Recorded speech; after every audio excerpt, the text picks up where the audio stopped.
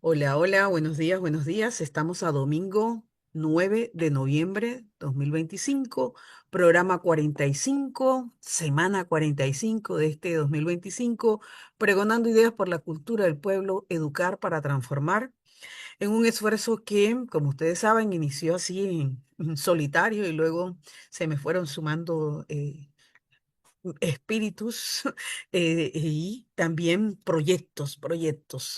Y bueno, en esta etapa estamos, bueno, dentro del nodo de Claxo de Panamá, del grupo Praxis Emancipatorias, Bienes Comunes y Metodologías Decoloniales Alterglobales. Este es Pregonando Ideas por la Cultura del Pueblo. Y hoy tengo un programa muy interesante que decidí, como así decido las cosas introspectivamente, hablar del maestro Enrique Dussel, porque, bueno, hace unos días, el 5 por allí, de noviembre, pues 2 años de la partida del maestro, y conversando con mi amigo de este programa, de ustedes, Adiel Rodríguez, me dijo, te tengo el invitado, Rebeca, para ese programa como para no solo rememorar la vida y la obra de Dussel, sino para hacer reflexiones e incluso cuestionamientos en torno a la construcción de saberes, esas co-creaciones de saberes que desde, como me decía mi invitado, que se llama Gabriel Herrera Salazar, que está desde Ciudad de México, es un modo de entender la filosofía de vida liberadora, y es una forma de entender la filosofía, no solo de eso, de qué pensamos y cómo lo pensamos, lo epistémico, sino de la naturaleza ontológica del pensamiento y del ser. De eso se trata, lo que ya no queremos discutir hace mucho tiempo, de la filosofía. Y tengo un invitado de lujo, Gabriel Herrera Salazar, de Ciudad de México. Es doctor en filosofía de la UNAM, con estancia postdoctoral en el posgrado de Humanidades en la línea de filosofía moral y política de la UAM de Iztapalapa, maestro en ciencias sociales y humanísticas del CESMECA, de la UNICASH, especialidad en Historia y Arqueología Maya de la Universidad Dusen, y licenciado en Filosofía de la UAM, que él después nos va a decir todas estas siglas qué significan, porque yo no me quedo con esta y ustedes tampoco, ¿eh? SESMECA, la UNICASH, etcétera. Y sigo diciendo que es investigador del SNI de México, nivel 1, líneas de investigación, filosofía, ética y política de la liberación. Se ha desempeñado como docente.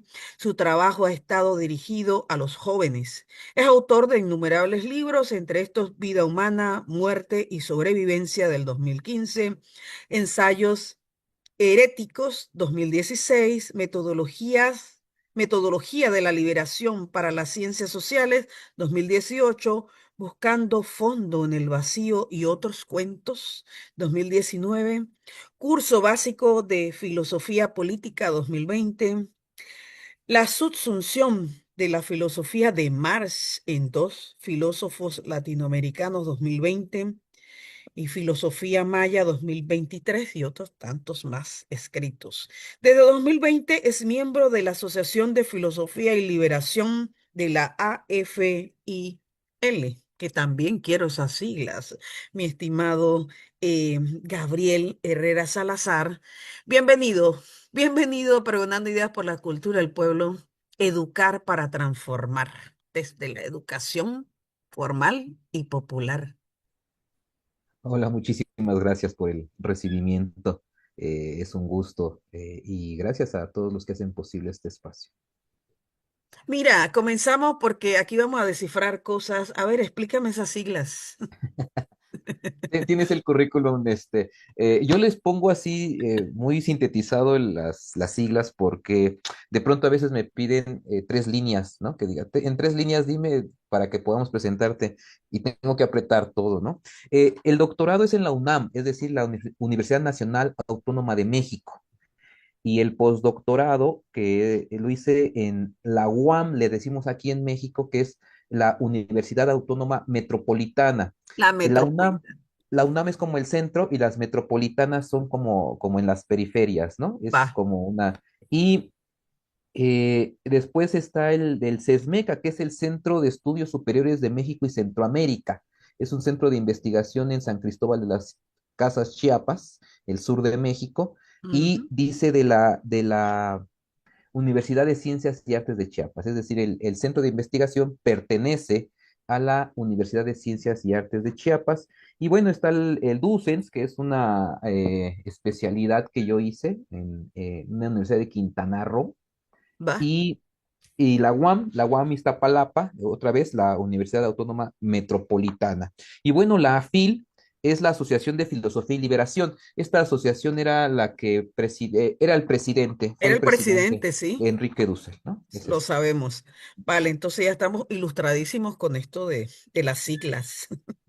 Mira, Gabriel, comienzo con un poema de una colega que es de Guatemala. Ella es Ana Silvia Monzón y ella es parte espiritual, vaya, existencial de este programa. Y dice este poema de Ana Silvia así, para las niñas, porque aquí vamos a hablar de niñeces y juventudes. Son huellas danzarinas, voces inspiradoras, movimiento. Son preguntas cotidianas, curiosidad inagotable, amor y ternura, abrazos y risas, mañaneras, energía que chispea.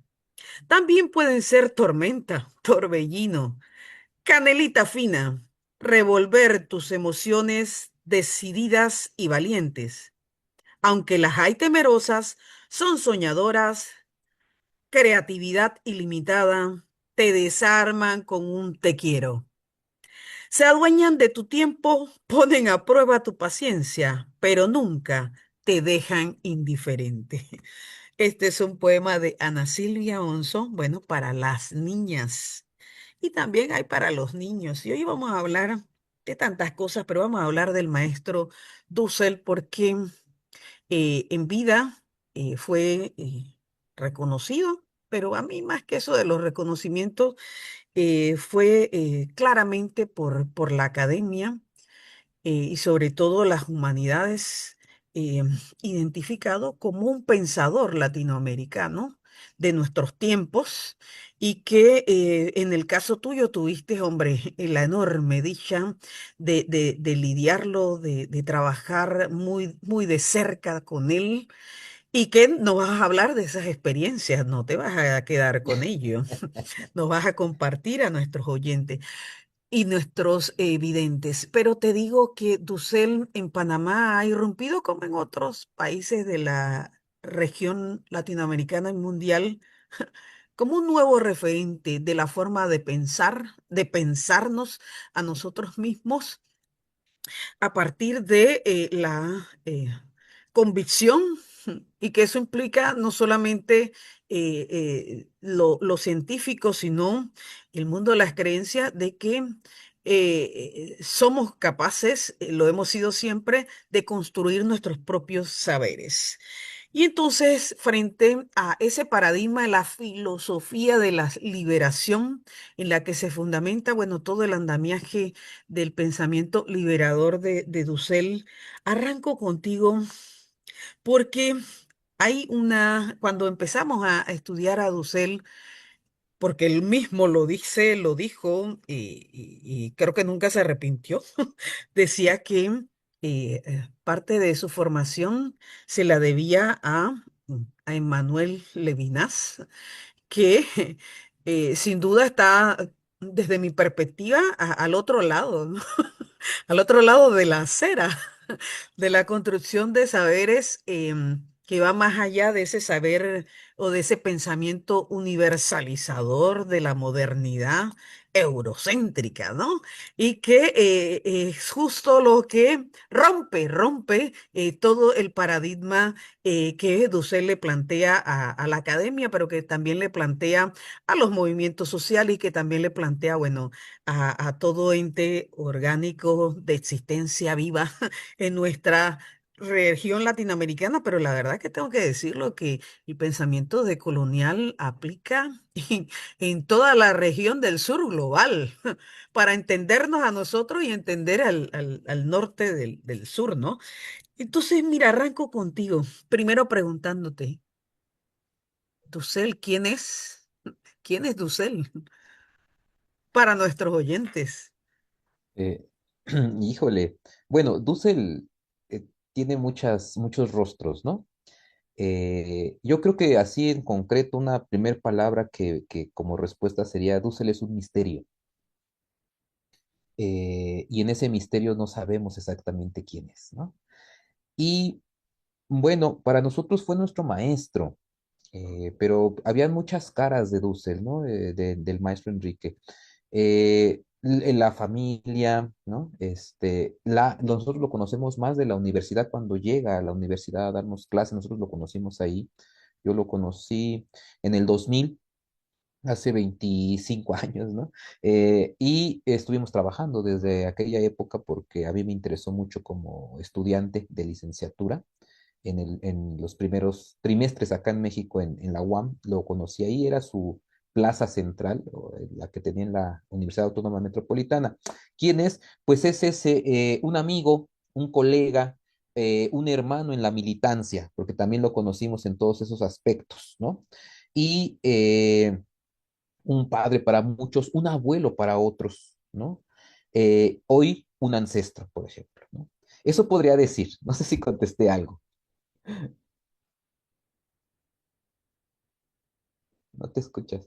Mira, partiendo de aquí, de esto que nos señalas que es simple, pero a la vez tan totalizador de esta persona, que era un ser humano, pero excepcional, no solamente para el plano de la intelectualidad, es decir, para aquellos que creemos necesario que parte de la existencia del ser humano es el pensar, ¿vale? Y el construir pensamiento. Em, Esa simplicidad de Dussel en esa inmensidad es justo lo que lo hace singular, un ente singular que vivo, pues valía como valdrá ahora que ya no está. Y yo creo, por acá, por Panamá, y no sé si por otras regiones, hay una filosofía de vida necro de la gente que le damos un valor, vaya, exponencial cuando mueren, y a diferencia de cuando estaban, ¿no? Entonces, bueno, digamos que ahora, eh, partiendo de esa premisa de que ya ahora está donde pues la gente vale más, hombre, estamos en la libertad, digamos, tú y yo, y en el caso de Panamá, Diel Rodríguez, que es realmente para la Universidad de Panamá, todas las universidades y toda la intelectualidad panameña, el referente de el estudioso de la vida y la obra de Dussel. Cuando alguien quiere hacer alguna actividad sobre el pensamiento de Dussel, pero también sobre pensamiento decolonial, pues nada, pues se llama a Adiel Rodríguez Reyes. Pero ahora Adiel te ha cedido este espacio y que qué bueno, porque uno tiene que conocer a la gente que estuvo muy cerca, pero muy cerquita del maestro Dussel. Después al final he hecho una anécdota de cómo lo conocí yo, de cerquita, ¿vale? Pero mira, y yendo de eso que le llamamos del más al menos, y en esa construcción de este pensamiento de Dussel revolucionario, ¿vale? Que tiene de marxismo porque abraza la dialéctica en la construcción de este pensamiento, eso que queremos conocer y sus contrarios, pero que ese contrario tiene además elementos que le son propios porque es diverso, ese contrario, eso a mí, la verdad que me conectó inmediatamente con Dussel esa analética para entender esa realidad de esos otros y esas otras. Te estoy hablando que hace ya unos más de 10 años, quizás unos 13 años. Con esa actitud dije, caray, caray, encontré la luz. Yo decía, la dialéctica es de lo que me agarro para entender las cosas, pero con la analética pues sí que la entiendo ya. Yo no entendía por qué nosotras desde el feminismo no podíamos entender esas otras que son distintas a mí, porque aunque somos otras diversas y así el todo es diverso y complejo, ¿vale? Entonces esa analítica que nos plantea Tusell es fundamental para entender la realidad social, política, cultural, espiritual, etcétera, de estos tiempos. Primer elemento, o sea, eh, venimos en la academia, y eso aquí yo soy muy irruptiva, ¿no? Venimos en la academia con esto de, ay, ¿cómo entender el conocimiento epistémico? Es decir, eso que pensamos y cómo lo pensamos, muy bien.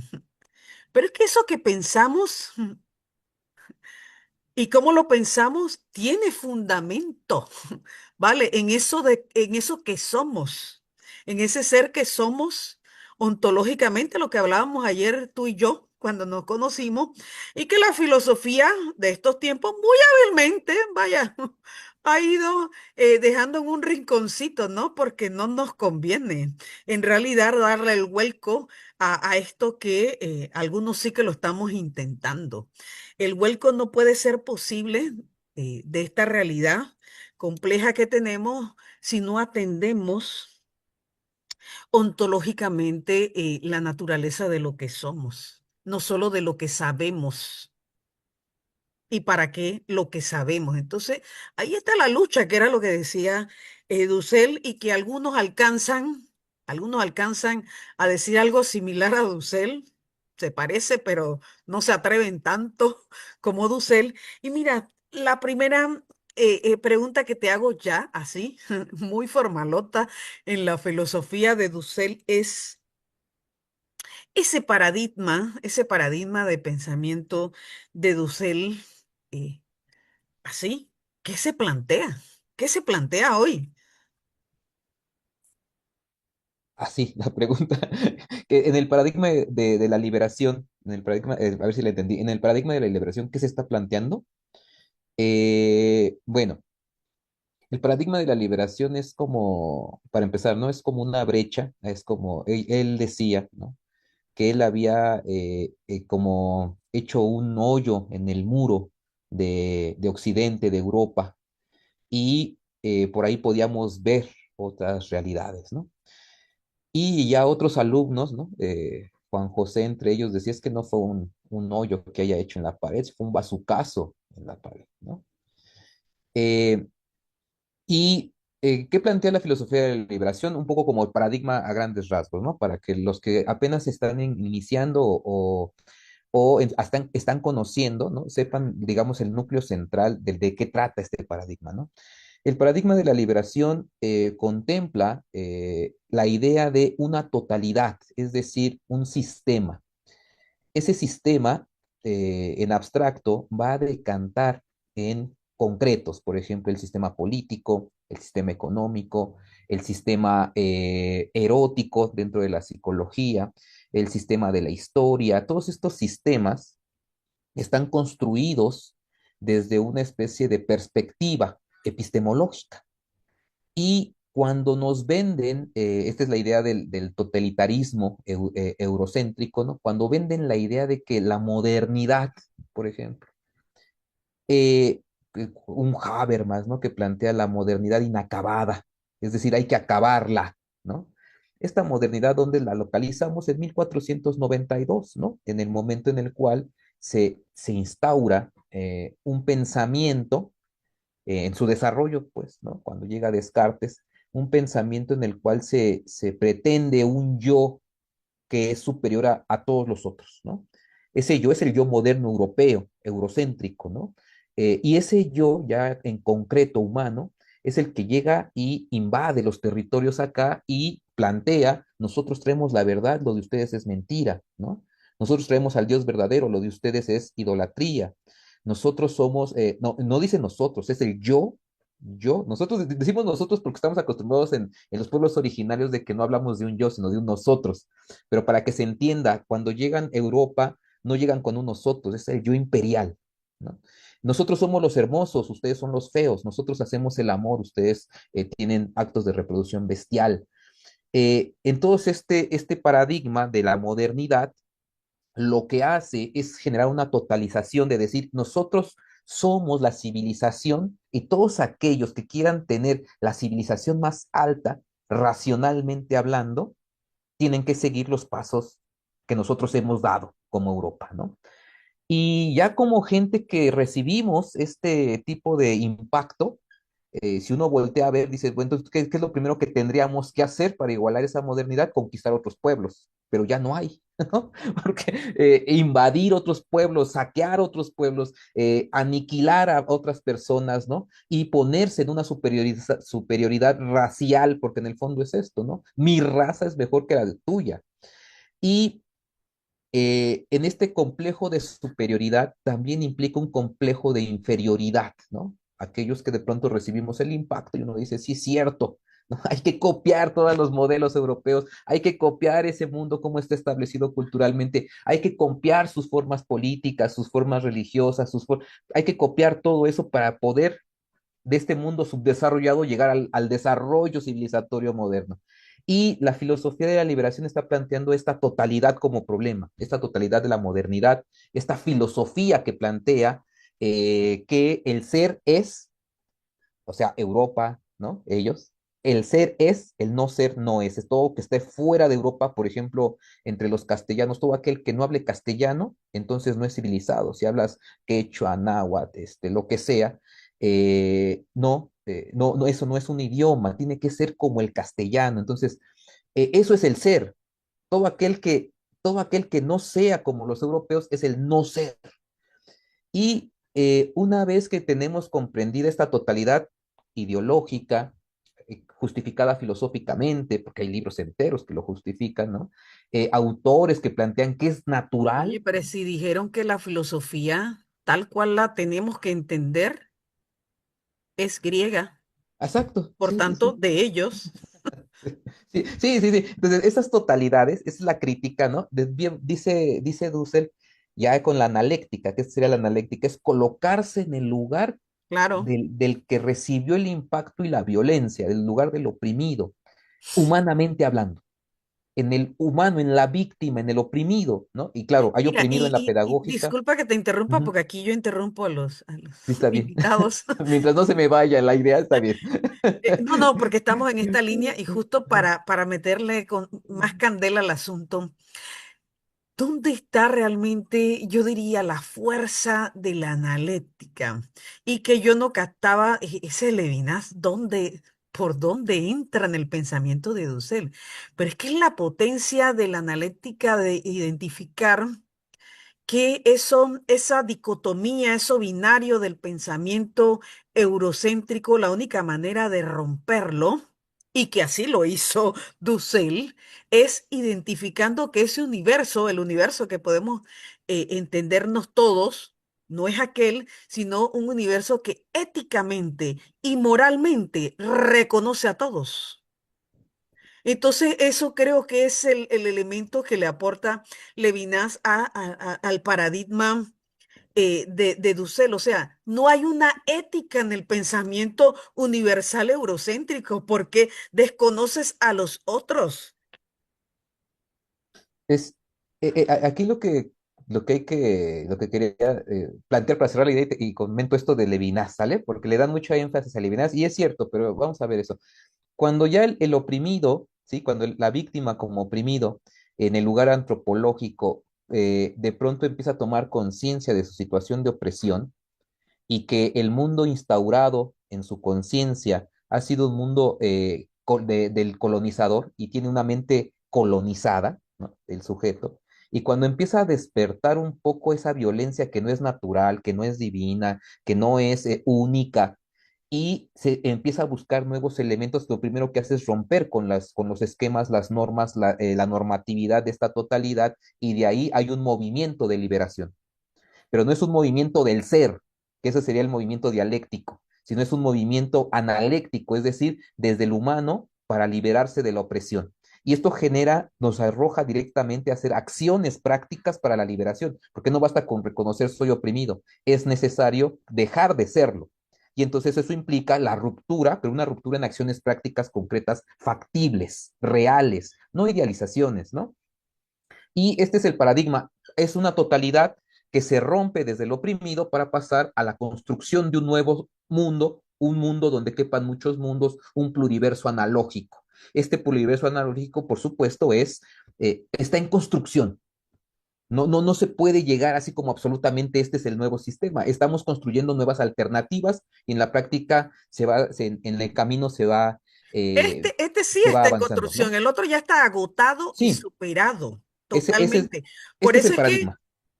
quise hablar de Levinas porque yo personalmente y tú y todos los que siguen a Dussel dicen, espérate, es que esa no es la ética. La ética es esta que tú acabas de plantear, que es la que es la que fundamenta el pensamiento de Dussel. Mira, Es una ujú, liberación del oprimido. claro, sí, es eso. Y bueno, lo de Levinas, porque lo has tocado dos veces, lo que yo pienso, pues, Gabriel, ¿no? Porque el maestro decía cosas de sí, pero nosotros vemos desde fuera de él cosas que él mismo no decía de sí, ¿no? Ujú. Una cosa es cómo uno se piensa a sí mismo y Sí, otra cosa es cómo nosotros íbamos revisando su obra. Y el maestro, ya humanamente hablando, así entre amigos, era una persona, yo considero así, muy sencilla, muy muy sencillo. sencilla porque él reconocía, eh, él nos decía, bueno, miren, yo estoy solo, yo empecé solo. ¿En qué sentido? En que los autores que toma, dice, no había una escuela como de latinoamericana, no había una escuela de filosofía a la cual uno pudiera a inscribirse porque te colocabas en una escuela que ya tenía, por ejemplo, marxismo, todos estos, y decía, y finalmente no se estaba haciendo trabajo auténtico, Sí, y sumergirse en una tradición de filosofía, decía, lo que yo quería hacer o lo que él estaba haciendo no encajaba en nada, porque él estaba haciendo una especie de filosofía latinoamericana. Entonces, ni Levinas, ni más, ni nadie de los autores estaba trabajando eso de esa manera. Entonces, había que construir una tradición. claro. Ahora, dice, su maestro, y él lo sabe, digamos, cuando empieza a despegar sus primeros planteamientos ya en los doctorados, cuando acaba por ahí de los 60, es Paul Ricoeur, ¿no? Este autor francés, pero le llamaba la atención, digamos, los núcleos culturales. Entonces, Ujú. esta escuela francesa le ayuda para replantear, digamos, los mitos que se tenían acá y los mitos, digamos, de los cuales se estaban interpretando de una manera muy totalitaria y cerrada. Entonces compara, por ejemplo, el mito adámico, ¿no? Y el mito prometeico, que eran dos narrativas totalmente distintas. Una era la totalidad del sí mismo, ¿no? De la que había Ujú. que romper, y la otra era algo así como el exilio del esclavo que sale del desierto para ir a una tierra prometida. Y entonces con estos dos mitos empezó a construir. Ahora, esta tradición francesa, él va a trabajar desde los 60 hasta el 69 más o menos. No, en el 69 conoce a Juan Carlos Escanone. Ujú. Juan Carlos Escanone, que es también argentino, él también era jesuita. Cuando digo era jesuita, me refiero a que él venía, digamos, del doctorado de Alemania, también Juan Carlos Escanone, y Dussel se conocen, y cuando se conocen, Juan Carlos Escanone le propone que en un diciembre leer los libros de Totalidad Infinito, porque estaban discutiendo a Augusto Salazar Bondi, existe una filosofía de nuestra América. Y entonces, esto de la analéctica y la analogía lo trabajaron ellos como tomistas, porque entiendo que en Argentina, en la época, digamos, de la filosofía de aquella época, había una corriente o había un pensamiento muy aristotélico tomista en las universidades, al menos en Cuyo, donde él estudió, y la analéctica o la analogía primero va a ser un planteamiento que van a proponer Juan Carlos Escanone a Dussel, y Dussel lo retoma porque tenía muchos elementos y lo sistematiza como método analéctico, ¿no? Que es este cara a cara con el otro, humano hablando, pero no por eso no metafísico, ¿no? Esta relación con el otro siempre es un misterio. Ahora, esto del misterio con el otro viene de Levinas, de esa lectura que en el 69, diciembre del 69, Dussel va a su casa de Scanone, en aquella época pues era visitar a un amigo y conocer su biblioteca, ¿no? Y ahí se dan a la tarea de leer a Levinas, y de ahí sale la idea de esta idea del otro, la alteridad, pero no se piense que Levinas le da los elementos, porque Dussel desde antes con Paul Ricoeur ya hablaban de la alteridad cultural, analógica, así tal cual, cómo entender otra cultura a partir de la analogía. Pero cuando lea Levinas, como que perfecciona las categorías, porque lo que sí toman de Levinas y toma a Dussel de Levinas es la exterioridad, aquella exterioridad fuera del ser, ¿no? Esta crítica que hace Levinas, ¿no? Más allá de la totalidad está el infinito. En totalidad e infinito plantea esta como tesis, ¿no? La totalidad ya vimos que es la totalidad, y el infinito es aquello que nos rebasa, que está afuera y que es incomprensible, ¿no? Inacible, ¿no? Aquello que inefable, ¿no? Y se queda, si te das cuenta, esta idea se queda en un plano meramente, a veces como hasta místico, si tú quieres, ¿no? Lo absolutamente otro, dice Levinas, es imposible alcanzarlo, ¿no? Y Dussel plantea más bien, eh, permítanme, es que se me, se me... Dussel plantea que si bien esa exterioridad está en un plano, digamos, trascendental, lo que nos interesa como filosofía de la liberación es la exterioridad del excluido fuera del sistema concreto práctico, el pobre, pero no cualquier pobre, el pobre como Latinoamérica, el pobre como pueblo originario, el pobre como víctima la mujer, ¿no? Esta categoría de pobre en nivel antropológico concreto, humano, es Le dio precisamente, identidad a cada sí, es, a es, cada es, ser. es, es precisamente la parte en la cual ya Levinas no va.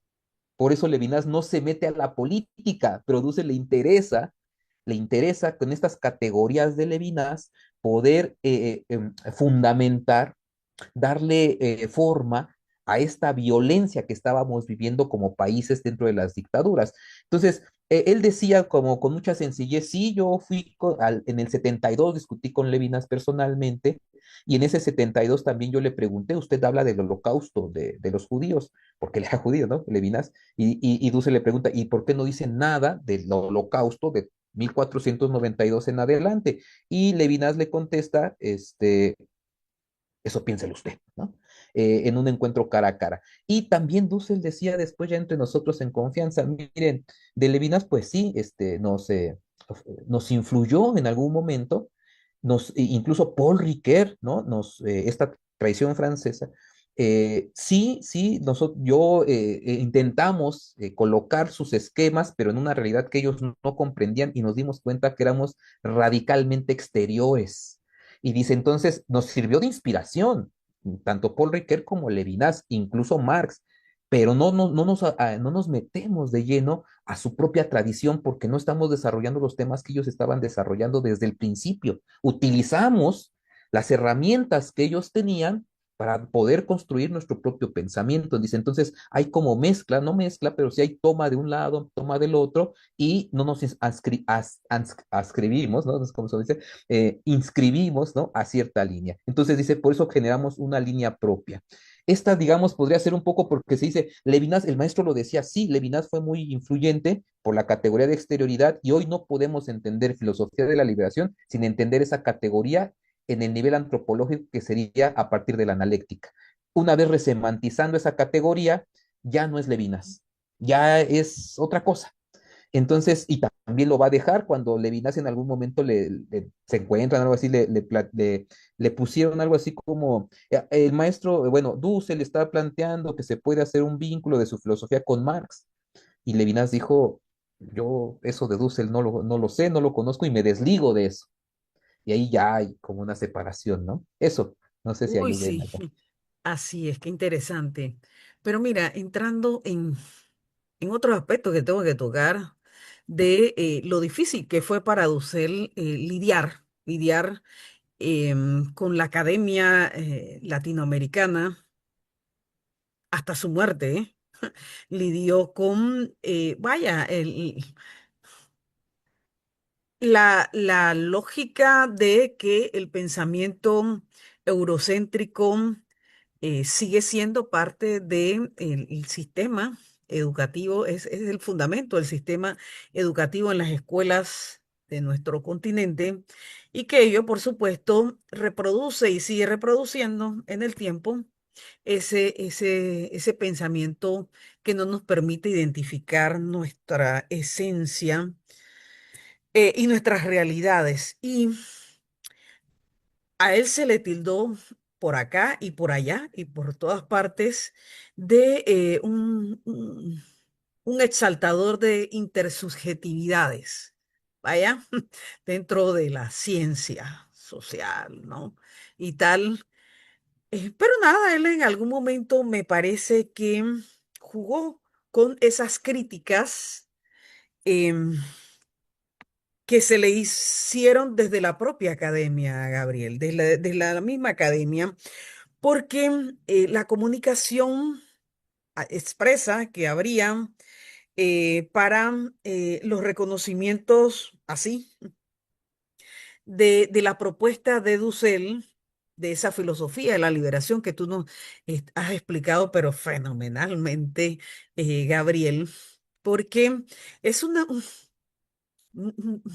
un vuelco total a esas categorías, vaya, y a esos conceptos europeos que fundamentan el pensamiento positivo y bueno, todo lo que conocemos, tú y yo, que están, vaya, en el día a día de nuestras academias, tengo que decirlo así, nosotros estamos hablando en este espacio de comunicación, de intercambio reflexivo, que es Pregonando Ideas por la Cultura del Pueblo un poco contrastando lo que nosotros, porque tú eres docente y yo también soy docente en la universidad y que estamos de alguna manera inmersos en ese universo de pensamiento único, eurocéntrico todavía, ¿cómo rompemos en las aulas de clase todos los días con eso, ¿no? Es una tarea durísima que Dussel lo llevó hasta su último día de vida. Te pregunto.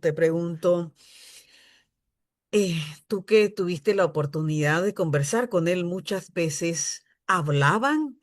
Ya esto aquí, para que lo compartas, ¿hablaban de esta dificultad eterna que tuvo Dussel con la academia y desde la academia?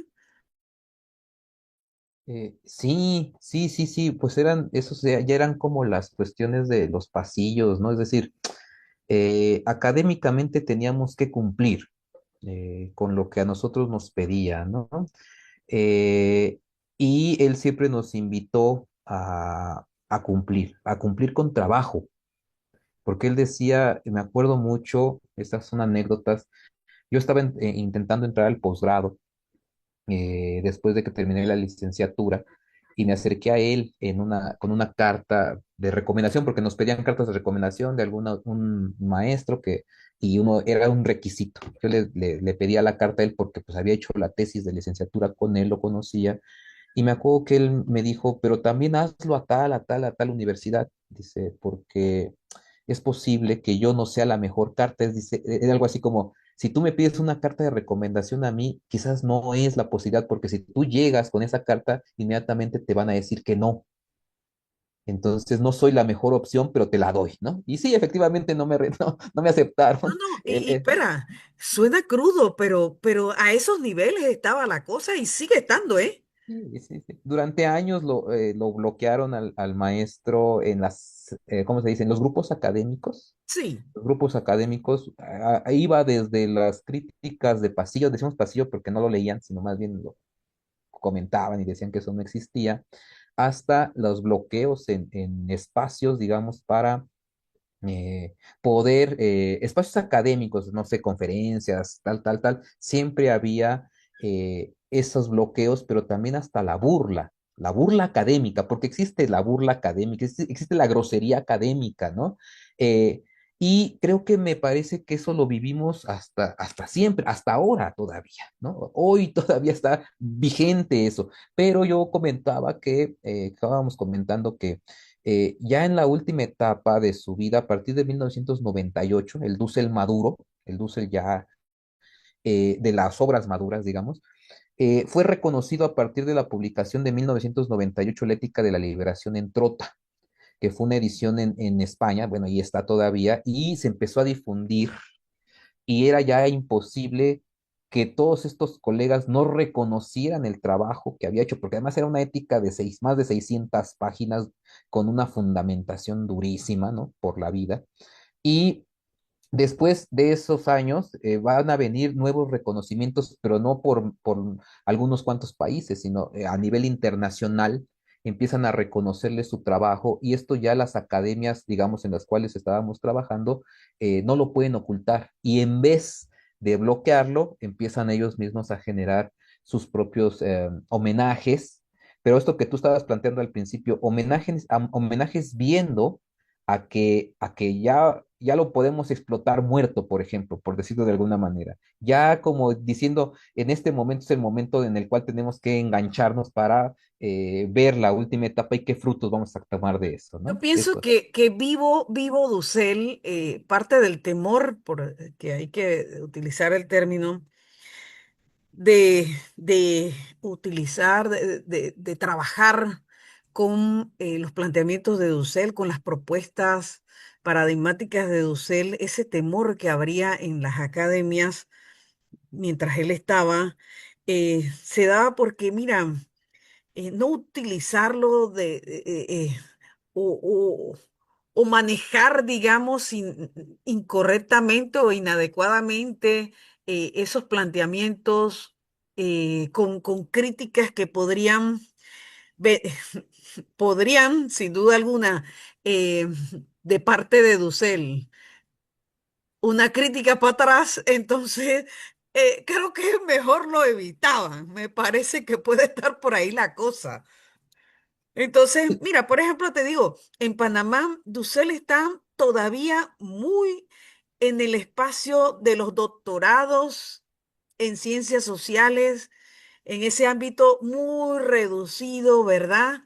Te lo puede decir Adiel, del conocimiento y de la construcción del conocimiento a nivel de doctorado, pero hacia abajo, por ejemplo, a posgrados en maestría no se lo plantean porque no se lo planteaban, digamos, hasta ahora que estuvo vivo Dussel, solo porque no viniese una crítica para atrás, pienso yo, no sé, ¿no te parece? Mira, de todas esas anécdotas, digamos que yo creo que había mucho temor a cambiar las estructuras de pensamiento, ¿no? Sí, Y atreverse a pensar por sí mismo y defender un pensamiento por sí mismo, digamos, sin autores, ¿no? Era muy peligroso porque es más fácil ser comentarista de algún claro, otro, ser especialista en ideas de otros, ¿no? Y siempre con la visión eurocéntrica, ¿no? Eso es lo que yo creo, pienso, ¿no? Es decir, si la filosofía es griega, luego entonces está en Europa y para poder acceder a la filosofía tienes que utilizar a los griegos, alemanes, europeos. Un filósofo que se plantee desde América Latina, ¿no? Desde el lugar de enunciación en donde esté, no es filosofía europea, no es filosofía griega y por lo tanto eso no es filosofía. Entonces arriesgarse a algo que para muchos mm, era algo que no, yo lo voy a decir así en términos comerciales, que no ganaba, exacto. no vale la pena apostarle a eso, ¿no? Y creo que ahí venía mucho temor porque había grandes eruditos, por decirlo, grandes investigadores que tienen ya trabajo de mucho tiempo y que venga alguien a decirles, hay que replantear eso, ese trabajo, creo que fue así de, no, mejor que no hable, mejor que guarde silencio, mejor que no esté aquí, es incómodo. ¿no? Mira, Esas hay un verdades. pensamiento en esta línea que decía Dussel. Los filósofos no se dan cuenta que si no hablan desde aquí, desde América Latina, no son filósofos, son meros comentaristas. Así lo decía Dussel, justo como tú lo estás planteando. Ese es el problema, ese es el problema, ¿no? Porque, Referenciar, referenciar, siguen referenciando a los filósofos europeos, una cosa loquísima, ¿no? porque filosofía de liberación comienza con, la filosofía no piensa la filosofía piensa la realidad. Y Claro. pensar nuestra realidad aquí afuera, donde sea, es fuerte y hay que tener categorías para entenderla.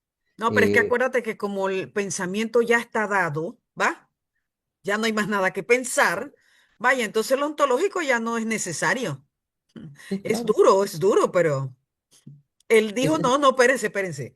Aquí no solamente tenemos que volver a pensar y todo, absolutamente todo, decía Dussel, sino que hacerlo desde nuestra propia realidad. y ver Punto. la propia realidad implica hacer autoconciencia. Y claro, ahí es cuando uno se encuentra como víctima. Y verte como víctima implica la acción concreta. Y no todos estaban dispuestos No, a la no nos acción gusta, concreta. además, ¿no? Es Sí, ajá, incómodo. porque es ¿Ah? trabajo, hay que trabajar, ¿no? Entonces, es mejor, como diría Marx, No, apropiarse del trabajo nadie quiere ajeno. sentirse negado. Sí, Pero claro. estamos negados, pues. Pues, hay que Ah, reconocerlo, hay que reconocerlo. Y de entonces ahí ya nace la filosofía de la liberación, como y la pensamiento de conciencia. liberación. Sí, claro. Y la No, praxis, mire. porque no solamente es me doy cuenta, es qué estás haciendo para que eso no se repita. Y ahí No, pero ¿qué ya, están haciendo las universidades para la discusión siquiera de que, mira, este pensamiento que es el fundamento de nuestras instituciones es un pensamiento que no nos pertenece, que no nos es nuestro? Vaya, ¿como para qué nos sirve? ¿Para qué exacto. nos sirve para la toma de conciencia de quiénes somos? Es duro, ¿eh? Durísimo. ¿Sí? Y encontrarnos distintos, con un pensamiento distinto, con una forma de cultura distinta, y eso implica construir las categorías para explicar esa realidad que no es europea, que no es norteamericana, es otra, es popular. Y claro, eso también, No, pero es que esa es política pura, hermana. Hermano, mira, hay un pensamiento que yo también lo elegí de Dussel que dice, hay que empezar a pensar en la formación política de los jóvenes y de los militantes porque esa es la información política y formación política del nuevo tipo. O sea, esto que estamos hablando, o sea, la filosofía y el pensamiento como para qué, oye. Ah, mira, soy erudito, ¿no? Sé pensar. Sí, pero ¿para qué, pues? ¿sí? Nosotros decimos para la gente, para nuestra gente, para el pueblo, para la gente de abajo, No, para el pero ese es muy oprimido. revolucionario, ese es muy Para el- contra sistema, ¿no? Contra todo. Entonces, Dussel era y sigue siendo Mira, los peligroso. sistemas.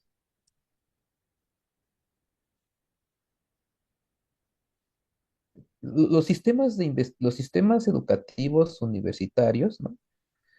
Eso porque hay una élite cultural, es decir, eh, hay los ilustrados, y los ilustrados, esta cultura ilustrada que se finalmente europea, copiar estos modelos de la modernidad implica estar en contra de lo popular, en una especie de racismo académico, Claro, y de clasismo académico, clasismo. de, de todo este tipo. Entonces, y entender desde la academia lo popular es salir no salir de la academia, pero sí del cubículo o del espacio de trabajo y estar con la gente y, y convivir con la gente y saber que ahí hay pensamiento crítico radical con expresiones propias que no son del sistema. Y implica descubrir, encontrarse con el otro como víctima y darse cuenta de que su lucha no comenzó en un cubículo, sino en la calle, ¿no? Con la gente. Y esto es para algunos así de yo no me voy a manchar con los pobres, ¿no? Yo no voy a ensuciarme mis manos si yo ya estudié, si yo ya No, mira, tengo títulos, pero es un reto es, durísimo. A él le costó toda la vida 89 años, ¿no? Sí, 89. 88 murió, Sí, 88, le faltó, ¿no? poquitito para llegar a los Poquitito para 89, los unos 89. meses. Mira, Ujú. lo que prueba él y otros pensadores y pensadoras es que, mira que, em, no sé si el café, no sé si el trigo o el maíz, pero lo que sí está evidenciado con estos pensadores y pensadoras es que pensar te asegura pasar de los 80, ¿eh? Entonces, vamos a pensar, ¿verdad? Esa está probadísima con Dussel y con otros, ¿eh? Yo me lo he pensado y dije, Ajá. uy, sí, pues me voy a dedicar a pensar más para ver si llego un A poco ver. más vieja.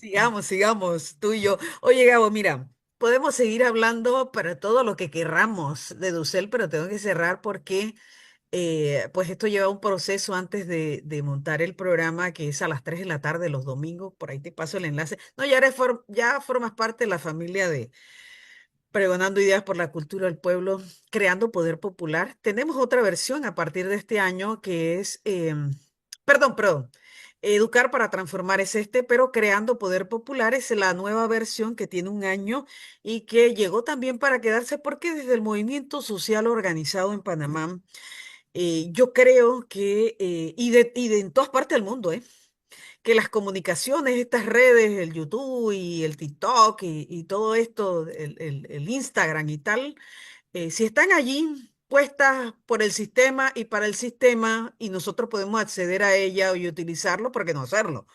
Vaya, ¿por qué no hacerlo?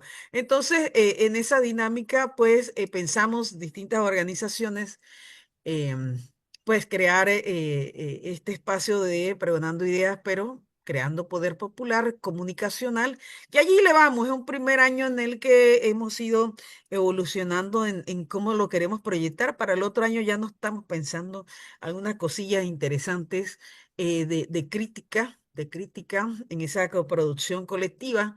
Y desde este espacio que mi camarada, mi compañero me tuvo que dejar este año por temas que todos saben familiares. El otro año va a estar retomando Sebaldo Inahuinapi, que es mi compañero en este de acá.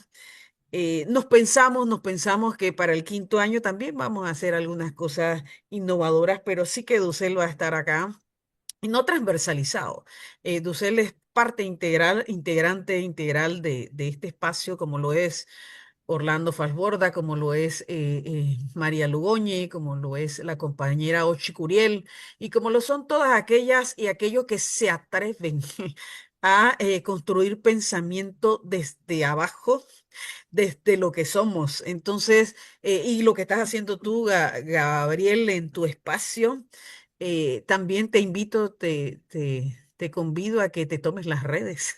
Tómate las redes, porque mira lo que hacen ellos, todo lo que se inventan y que siguen reproduciendo y que además lo ponen, dicen ellos, exponencialmente con miles de millones de seguidores. Todos esos miles de millones de seguidores se lo inventa una inteligencia artificial, no son reales, son ficticios como todo lo que hacen.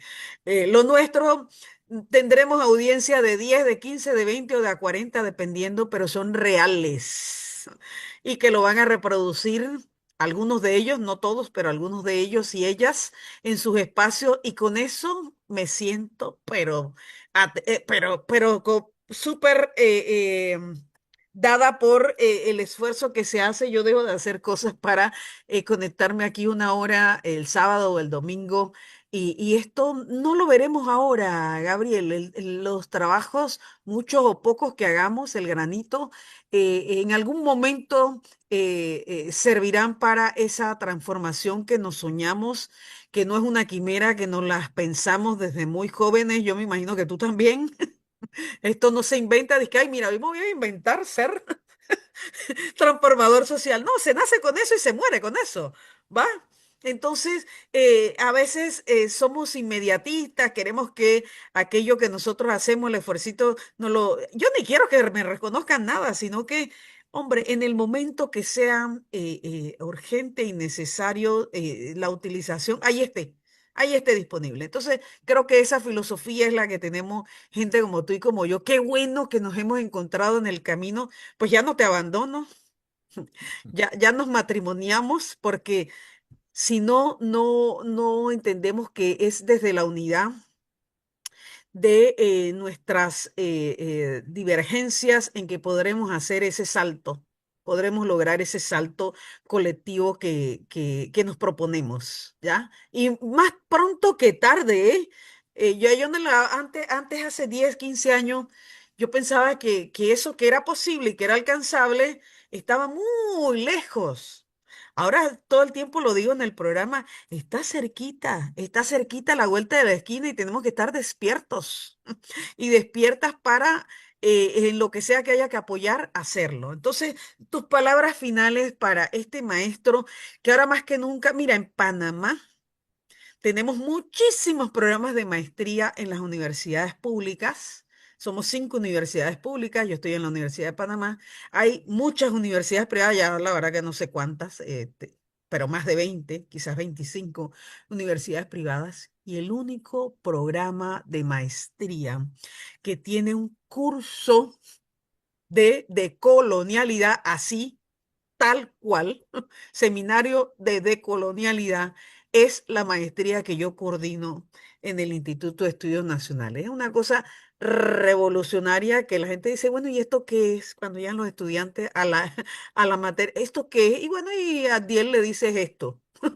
Y vamos a hacer con esto estas cosas, ¿vale? Pensar liberadoramente. Entonces, vaya, se van felices del programa. Estamos en la tercera cohorte ahorita. Y Adiel es el encargado, no hay más nadie, el encargado de dar ese curso. Realmente no es innovador ni sofisticado, es revolucionario, como lo fue Enrique Dussel. Tu palabra final es, Gabriel. Pues es que no tengo muchas palabras finales. Gracias por la invitación, ¿no? Gracias por el espacio, gracias a los compañeros, hermanos, ustedes, ¿no? Que están ahí al frente. Quizás pensar siempre que a pesar de toda la adversidad en los campos concretos de acción de las universidades también, siempre hay como esta como fisura donde hay que colocar, dicen por ahí, ¿no? Hay que colocarse para ir abriendo espacios, porque esto es también son disputas teóricas, son espacios en disputa, ¿no? Que trae como consecuencia una alienación o la Total. construcción, pero la construcción implica trabajar, ¿no? Trabajar cosas que no están trabajadas, trabajar cosas nuevas. Y eso nuevo hay que construirlo, hay que crearlo de la nada, diría el maestro. No hay nada dicho todavía y quizás estos procesos pues pueden tener también, decía, a largo plazo, hay que pensarlo a largo plazo y a corto plazo.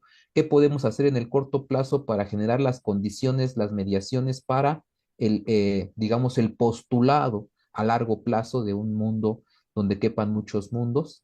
A pesar de todas las adversidades, no debemos de perder la idea de la esperanza por la vida, porque nuestra lucha es por la vida, en el fondo, nuestra teorización, nuestro trabajo, digamos, académico, pedagógico, es por la vida de la comunidad y de todos, en general, ya como utopía, ¿no? Como planteamiento que sabemos que nunca se va a llegar a realizar plenamente, sino que en la medida de las posibilidades vamos a llegar a ello.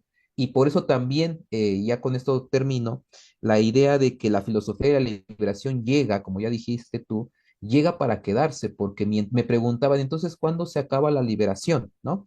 Y nosotros decíamos, miren, la cosa está en que la liberación es un acto, no es una palabra o una concepción de absoluto, no Correcto. se llega a, sino se está en En, acción.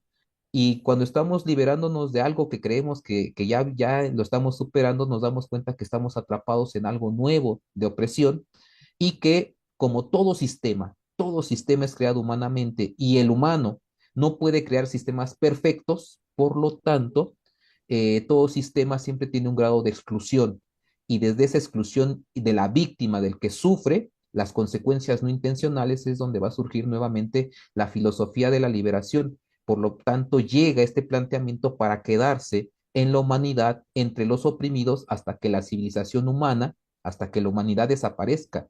Mientras haya opresión, mientras haya víctima de un sistema injusto, va a haber filosofía de la liberación. Entonces, por eso decimos, llegó para quedarse con nosotros y es un planteamiento que se coloca en un nivel trascendental, ¿no? Eso. Claro que sí. Mira, me voy con esto que acabas de concluir, fenomenal de Dussel, y que por ello es tan peligroso el pensamiento de Dussel como lo era él mismo, ¿no? En su existencia, bueno, que será infinita. Y es eso, si somos capaces, si llegamos a ser capaces de entender la liberación en su totalidad, que surge y em, toda su esencia es a partir de la construcción del pensamiento mismo. Si liberamos el pensamiento, liberamos nuestra existencia, alcanzamos la conciencia, que es lo que decía Dussel. Y entonces, esa tarea en la que estamos construyendo desde este pensamiento liberador de Dussel, cuesta, duele y la verdad que da temor a los que insisten desde el oscurantismo eurocéntrico, pretender que la humanidad siga sometida a ese pensamiento anulador de existencia. Entonces, nada, me quedo con esto. Qué lindo eso último que dijiste, Gabo, y no digo más nada. Esto fue Pregonando Ideas por la Cultura del Pueblo, Educar para Transformar, semana 45, programa 45, 2025. Chao, chao.